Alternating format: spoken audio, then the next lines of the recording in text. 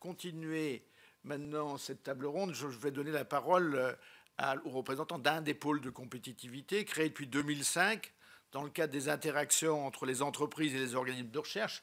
On en a parlé d'ailleurs déjà ce matin en disant que le rôle d'animation, finalement, les pôles de compétitivité devaient le réaliser. Est-ce que c'est fait? Et M. Pierre Becca, qui est directeur d'IFP et Énergie Nouvelle à Lyon, de l'établissement de Lyon, vous êtes président du pôle de compétitivité Accéléra. Comment IEP Énergie Nouvelle contribue dans le cadre des pôles de compétitivité au soutien de la recherche dans les entreprises et à l'animation de ce réseau au niveau régional ou national? Oui, bonjour, merci Monsieur le Président. Donc en effet, je suis directeur d'IFP Énergie Nouvelle à Lyon et président du pôle Accéléra. Alors dans un premier temps, je ferai un petit retour d'expérience sur IFP Énergie Nouvelle et finalement notre méthodologie en termes de soutien à la recherche et ce qu'on a pu apprendre de notre expérience. Et puis après, sur Accéléra, je présenterai le réseau, notre bilan, les bilans des pôles en général, et puis des conclusions générales sur le transfert, sur le soutien de la recherche entreprise. Donc d'abord, la vocation première d'IFP Énergie Nouvelle, c'est de conduire des travaux de recherche qui visent à mettre sur le marché des innovations en partenariat avec des industriels. Donc IFP Énergie Nouvelle va jusqu'à créer des entreprises filiales adéquates afin de pouvoir associer dès le départ des projets de recherche, le vecteur industriel qui pourra industrialiser puis mettre sur le marché l'innovation. On verra que finalement c'est un point extrêmement fort, la notion 1 de projet de recherche qui associe le chercheur et l'industriel, et si possible l'industriel qui mettra sur le marché l'innovation.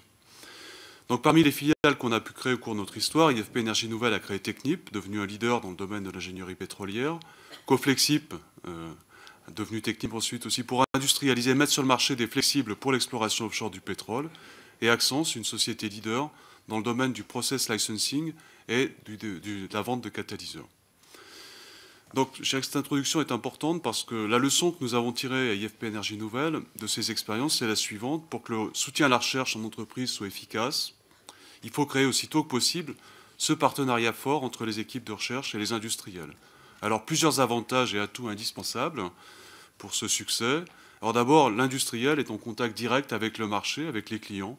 Il dispose d'une vision beaucoup plus précise que celle que nous pouvons avoir en côté laboratoire de recherche.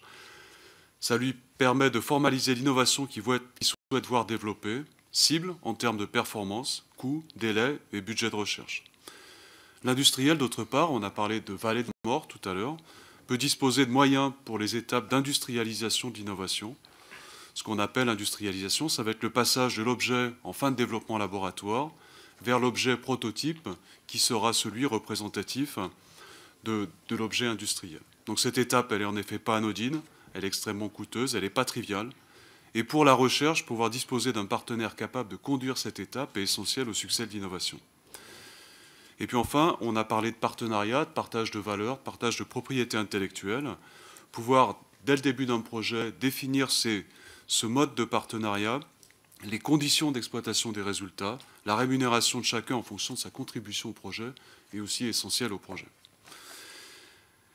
Voilà, alors sur ce point-là, je dirais qu'un chercheur qui finalement sait très bien associer dès le départ à l'industriel, c'est en quelque sorte ce qu'il cherche et maximise ses chances de trouver et finalement d'accéder à l'innovation in fine. Alors côté pôle de compétitivité, donc on ont justement depuis 10 ans contribué au sein de leur réseau de partenaires.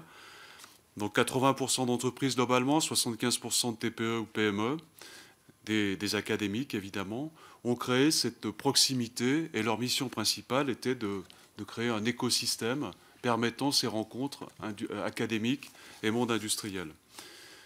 Donc, si je reviens sur Accéléra, en 10 ans d'expérience, on a constitué un réseau de 330 partenaires, accompagné le montage de près de 300 projets pour un budget de près de 800 millions d'euros de projets.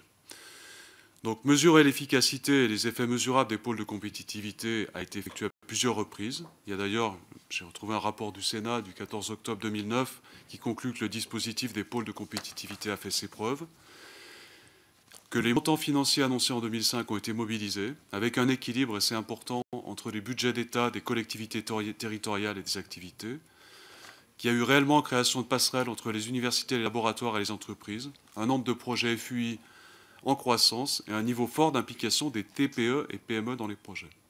Alors un rapport plus récent de France Stratégie de mars 2013 va bien dans le sens des priorités affichées par Thierry Mandon, qui montre que favoriser, faire diffuser la culture de la recherche est un des objectifs atteints par les pôles de compétitivité, en augmentant le niveau de dépenses R&D dans les TPE-PME, en favorisant l'emploi R&D dans ces sociétés-là, et de façon globale, finalement, en permettant d'accroître l'activité R&D des entreprises membres des pôles.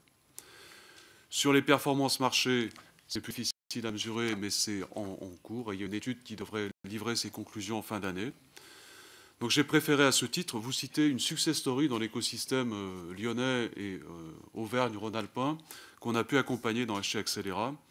Donc c'est une société qui est spécialisée dans la conception de biopolymères, donc qui a rencontré le pôle il y a 5 ou 6 ans et qui est venu nous voir avec des ambitions de développer des nouveaux produits. Donc là, on l'a mis en contact avec des laboratoires académiques lyonnais et qui ont pu ensemble travailler et d'abord, via un projet ANR, financer une partie d'une thèse. Le thésard, à l'issue de la thèse, a été embauché par la société. Ce projet, donc plutôt amont, a été suivi par un projet plus aval, donc financé en partie par l'ADEME, labellisé par Accélera. Et le succès a été au bout puisque cette société a choisi de s'implanter sur le site de Roussillon, qui est au sud de Lyon, donc en Isère, dès 2014 pour démarrer la production avec une dizaine de personnes. Donc le patron dit aujourd'hui que son objectif est de produire 30 000 tonnes à l'horizon de 3 ou 4 ans, avec une progression de chiffre d'affaires significative, en employant à terme une trentaine de personnes supplémentaires. Voilà, alors c'est un petit exemple, c'est un petit résultat, mais c'est un résultat qui en cache beaucoup d'autres. Et il y a d'autres présidents de pôles de compétitivité ici présents qui pourront en citer d'autres aussi. Et globalement, je dirais que le succès des pôles de compétitivité a été vraiment celui de créer cette proximité et un peu, comme je le citais tout à l'heure, de mettre le projet, l'équipe projet au cœur de l'innovation, savoir rapprocher celui ou celle qui voudra mettre sur le marché un produit et les membres des réseaux académiques qui ont les compétences requises pour ça. Donc, des conclusions générales. Donc le partenariat entre l'industriel et les partenaires académiques doit être formalisé le plus tôt possible. Ça permet un partage fort sur les cibles du projet. Ça permet de clarifier le partage de la valeur. Et c'est exactement, je dirais, le travail d'une personne qui a une fonction particulière, qui s'appelle, alors dans les pôles, on les appelle soit responsable de programme, soit chargé d'affaires. À IFP Énergie Nouvelle, c'est responsable de programme. C'est en général quelqu'un qui a une culture de chercheur, qui peut avoir un doctorat, mais qui va aller constituer l'équipe projet et définir avec l'industriel, formaliser les cibles visées pour l'innovation.